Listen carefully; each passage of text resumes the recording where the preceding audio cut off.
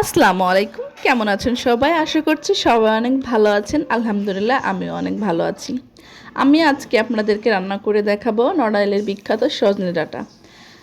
সজনে ডাঁটা তো অনেকে অনেকভাবেই রান্না করে, আমি আমার মতন করে দেখাচ্ছি। আশা করছি সবার অনেক ভালো লাগবে এবং স্বাদটা মুখে লেগে থাকার মতন। তার জন্য প্রথমে আমি সজনাগুলোকে কেটে বেছে ধুয়ে নিয়েছি। আর ডাউলটাকে আমি আধা ঘন্টা আগে ভিজিয়ে রেখেছিলাম, সেটাও আমি ভালো করে ধুয়ে নিচ্ছি। ডাউলটা ভিজিয়ে রাখলে কিন্তু খুব তাড়াতাড়ি সিদ্ধ হয়ে যায়, এটা আমরা সবাই জানি। এই তো আমি ডাউলগুলা কিন্তু কড়াইতে নিয়ে নিয়েছি।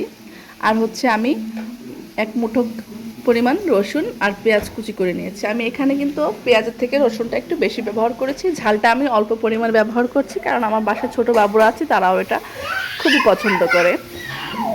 তারপরে আমি হচ্ছে আস্তে আস্তে জিরে দিয়ে দিচ্ছি, আর রসুন, পেঁয়াজ, হলুদ, মরিচ, লবণ সব কিছু ভালো করে হাতে মেখে কচলে নিচ্ছি, যাতে সব কিছু ভালো করে একসঙ্গে মিশে যায়। তারপরে হচ্ছে আমি পানি দিয়ে দিচ্ছি সিদ্ধ করার জন্য পরিমাণ মতন।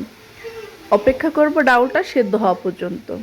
ডাউলটা সিদ্ধ হওয়ার জন্য আমি পরিমাণ মতন পানি দিয়ে একটা ঢাকনা দিয়ে ঢেকে দিচ্ছি। এই তো আমার ডাউলে কিন্তু বলক উঠে গেছে। ডাউলটা ফুটে গেলে আমি হচ্ছে সজনেগুলো দিয়ে দেবো। আমার ডাউলটা কিন্তু অলরেডি সিদ্ধ হয়ে গেছে। এখন আমি এটাই আগে থেকে কেটে কেটে বেছে রাখা সজনেগুলো কিন্তু আমি দিয়ে দিলাম ডাউলের ভিতরে। আর ডাউল সিদ্ধ, সজনে সিদ্ধ হতে কিন্তু বেশি সময় লাগে না। এই তো আমি ভালো করে ওর সঙ্গে ডাউলের সঙ্গে সজনেটাকে নাড়াচাড়া দিয়ে মিশিয়ে নিচ্ছি। তারপরে হচ্ছে এখানে আমি যতটুকু পরিমাণ রাখবো ততটুকু পরিমাণ পানি দিয়ে দিলাম। পানি দেওয়ার পরে আমি একটা বেশ পাকা দেখে টমেটো দিয়ে দিয়েছি। টমেটোটা দিলে একটু ভালো লাগে খেতে, আপনারা চাইলে নাও দিতে পারেন। আমি বলক ওঠা পর্যন্ত অপেক্ষা করছি। এই তো ভালোভাবে বলক চলে এলে আমি এটার জন্য কিন্তু আরও একটু প্রসেসিং বাকি আছে।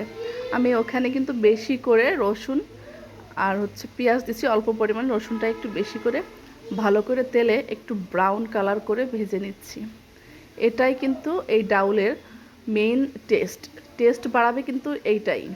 আমি কিন্তু রসুনটাকে কুচি করে দিইনি, এটা আমি একটু শিলপাটা একটু থেতো করে দিয়েছি, যাতে ফ্লেভারটা খুব ভালো আসে। আমি রসুন পেঁয়াজটাকে একটু ব্রাউন করে ভেজে নিব। একটু সময় নিয়ে ভাজতে হবে, যাতে এটা যত বেশি একটু কালো করে ভাজবেন ততটা বেশি কিন্তু ঘ্রাণ হবে, তাই বলে যেন একেবারে পুড়িয়ে ফেলা যাবে না। এই তো আমি ডাউলের ভিতরে সেই ভাজাগুলো দিয়ে দিলাম, দিয়ে নেড়ে চেড়ে আর একটু সময় বেশি করে একটু জাল দিয়ে নিব, যাতে এটা আর একটু ঘন হয়। আমি এমনভাবে রান্না করছি যাতে বেশি ঘনও না হয় বা একেবারে পাতলাও না হয়। তার জন্য আমি আর কিছুক্ষণ অপেক্ষা করব। সজনেটা কিন্তু আমার অলরেডি সিদ্ধ হয়ে গেছে। আমি আপনাদেরকে দেখাবো যে আসলে কীরকম হবে। এটা যখন একটা কিছুতে চাপ দিলে যখন গলে যাবে তখন বুঝতে হবে যে সজনাটা বেশি সেদ্ধ হয়ে গেছে, সেদ্ধ হয়ে গেছে। আবার অতিরিক্ত সেদ্ধ হলে কিন্তু এটা আর খেতে ভালো লাগবে না, এটা কিন্তু একদম ছাড়িয়ে যাবে। এদিকে আমার খাওয়ার জন্য লোক দাঁড়িয়ে আছে, তাকে আমি গরম গরমই তুলে দিচ্ছি। রেসিপিটা কেমন লাগলো সবাই অবশ্যই জানাবেন। আল্লাহ হাফেজ।